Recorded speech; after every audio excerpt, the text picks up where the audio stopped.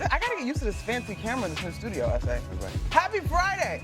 S.A.'s in the building, Mike T's in the building, Woody's in the building. Yeah. Gentlemen, how are we? I'm doing wonderful. It's good to see you. Thank you, I friend. see You as you well. before it was the white and then the green and now the black. All right, all right. Yeah. I gotta keep up. What's up, baby? You know what I'm saying? Oh, yeah, we in the house. No, I'm in preseason mode. I'm in It's good for preseason Friday. mode. It's good for Friday. Okay. It's good for Mr. CIA. What's up, baby? You good? CIA, you good? All right.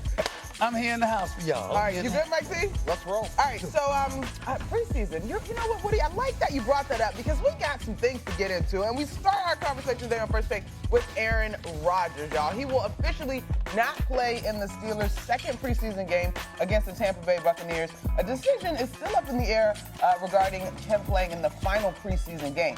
But with that great defense, the defense that is signature to who the Steelers have been, we've got that defense backing up the offense. Head coach Mike Tomlin has high hopes for what the new look steel curtain defense can be this season. We feel really good about the prospects of this group. We do. We got to write that story, but we got enough talent. We got enough schematics to do big things. And when I say big things, I'm talking about historic things. Historic things. All right, so D. Will, we're coming to you first. Is this Pittsburgh defense, is this going to be enough to make this group a playoff team? Yeah, absolutely. I mean, listen, with Mike Tomlin, over the years, the defense has always carried them into the postseason. I think the question that when we talk about the Pittsburgh Steelers over the years is the quarterback position. We saw last year coming down the stretch, the reason that the defense actually wore down is because the offense couldn't do anything. The defense were playing a lot more than they really should have on the field. And so when I look at this defense, they have all the requisite pieces that you need to go out here and be a really good defense. They got pass rushers. They're stout, as far as rush, against rushing teams. They got guys that can cover. I think the biggest question mark is the quarterback. Can the quarterback go out there and operate this offense, and can they score enough points to keep this defense fresh? But as far as is the defense good enough to get them to the postseason? Yes, because Mike Tomlin has never missed the postseason. Now, that's a fact. But Mike T, I see you over there, notes, you got your pen tap. You disagree? Absolutely. In the AFC, in this day and age, guys, you have to score points. And when we think about Baltimore, Buffalo, Kansas City, even the Chargers, you have to be a point scorer to get into the postseason.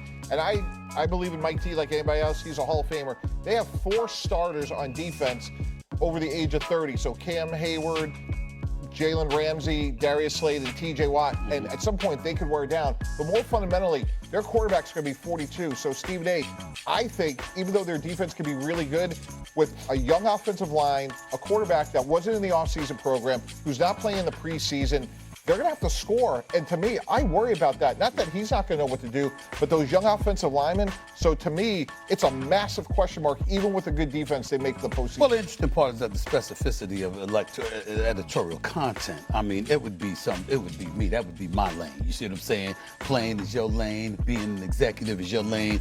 The editorial content would be mine. Specificity. The specificity of it all, right?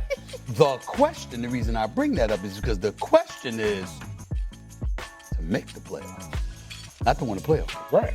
See, to win a playoff game, that's a different animal. That's where what you said comes right into play, Mr. CIA. When it comes to making the playoffs, that's something that they found a way to do religiously. Somehow, some way, inexplicably, even against all odds, Mike Tomlin finds a way to make them relevant enough to get to the postseason. They weren't supposed to make it last year, but lo and behold, they ended up doing so because Cincinnati forgets to play the game of football, from January to mid-September, because they always start out. They're 1-11 in the first 2 games of the year over the last 6 years, which is pathetic, which calls for an investigation into Zach Taylor and his coaching staff. What the hell are you doing that y'all can't win games in the first 2 weeks of a season? That's just putrid, okay? We get that part.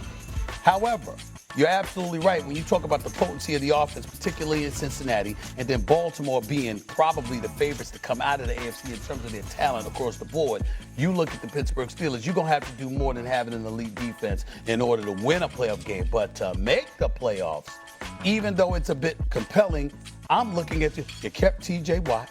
You still got Patrick Queen in the crew. I mean, like you said, they can cover. You drafted a defensive end in Harmon to come at, first round, 25th pick. What are you doing with him? He's going to be starting for you. So I'm looking at them and I'm saying, I don't expect their defense to dip. I expect their defense to elevate. And if your defense elevates within the AFC and you got a quarterback that doesn't really turn the ball over, which is what Aaron Rodgers is not known to do for the most part, I'm going to take those things into consideration. I'm going to say, yeah, that's enough to get them to the playoffs. Okay. But are you going to win a playoff game? Monica, That's the question. can I change lanes? Can I put my turn signal on and change lanes and jump into Stephen A? Okay, I just want to make one clarification before you do that, though, Mike T. Mike Tomlin has never had a losing season. Yes. He has missed the playoffs 6 times, though. Yes. Right, and I'm going to use some editorial data on this one, which is in the history of pro football, which is 100 years of data, there's been 2 quarterbacks to start a playoff game age 42 or older. Tom Brady, let's just throw him out, and Drew Brees started 1 game. So for Aaron Rodgers to do that, guys, that's an overwhelming amount of data and history to say at some point he will probably break down. And let's face it, are we sitting here, the 4 of us, confident that Mason Rudolph is going to lead? Hell of a no. Right. Hell of a no. Right. So what information do we have in the last 4 or 5 years that Aaron Rodgers is going to play in 17 games? That's the wrong question. What information do we have that the Steelers can overcome the odds under the stewardship of Mike Tomlin? That's the question. You can bring up Aaron Rodgers all you want to. Aaron Rodgers, to me, ain't going to be worse than Russell Wilson. He ain't going to be worse than Justin Fields. He ain't going to be worse than Mason Rudolph. He ain't going to be worse than Mitchell Trubisky. He ain't going to be worse than a quarterback. He ain't going to be worse than Ben Roethlisberger was in the last year or 2 of his time in Pittsburgh, who's a future Hall of Famer. We love and appreciate Big Ben Roethlisberger, but damn, he stayed too long. The bottom line is that over the last 6 to 7 years, we've had nothing to brag about in Pittsburgh from the quarterback position. As far as I'm concerned, Aaron Rodgers playing with house money. House money. I mean, listen, if he went out, it's bad as 48 QBR last year, 28 touchdowns, 11 interceptions, about 3,800 yards passing. If he did that for the Steelers, we'd be happy compared to what we've been dealing with. Hell yeah. Here's the thing. You got to understand, there's a difference between what the New York Jets ask of Aaron Rodgers and what the Pittsburgh Steelers want to ask of Aaron Rodgers. Okay, the New York Jets asked Aaron Rodgers to be their savior and literally turn the whole franchise around. With the Pittsburgh Steelers, they just asked him, just be the quarterback. Just operate this thing. The year that Aaron Rodgers, the injury, the very tough year, the year he went to the Jets, I remember New York talking about this team potentially having what they needed on both sides of the ball in addition to Aaron Rodgers. So I don't feel like the original plan before he got hurt was that far off from what y'all are saying the Steelers have the potential to support him with now. But Monica, there's something else fundamental in this conversation, which is I understand what your point is, Stephen A, about, okay, he's probably a better quarterback than what they've had. But the Cincinnati Bengals are 1-11 in September over the last couple of years. Look, if they just wake up and breathe, they'll be better than 1-11. I mean, that's unbelievably bad. They lose on opening day to New England because Gesicki fumbles the ball. So if they just hold serve in September, which, look, let's face it, they're the Bengals, but they have so much talent. I think Pittsburgh is the 3rd best team in that division, and therefore, on the outside looking in. So let me get this. Let me get. See, I try to be slick. I don't get this straight, Mike T. So in other words, you can pick up 100 years of history and piggyback off of that to make your point against the Steelers. Right. But we want to ignore the last 6 years of what we see for the Bengals. It's not going to be this way. It's not going to be this way. They can wake up and be better than they were. So in other words, we'll defer to history when we want to and ignore it when we want to. That's what we do, Mike T. No, that's what we do. I think that's how arguments are made.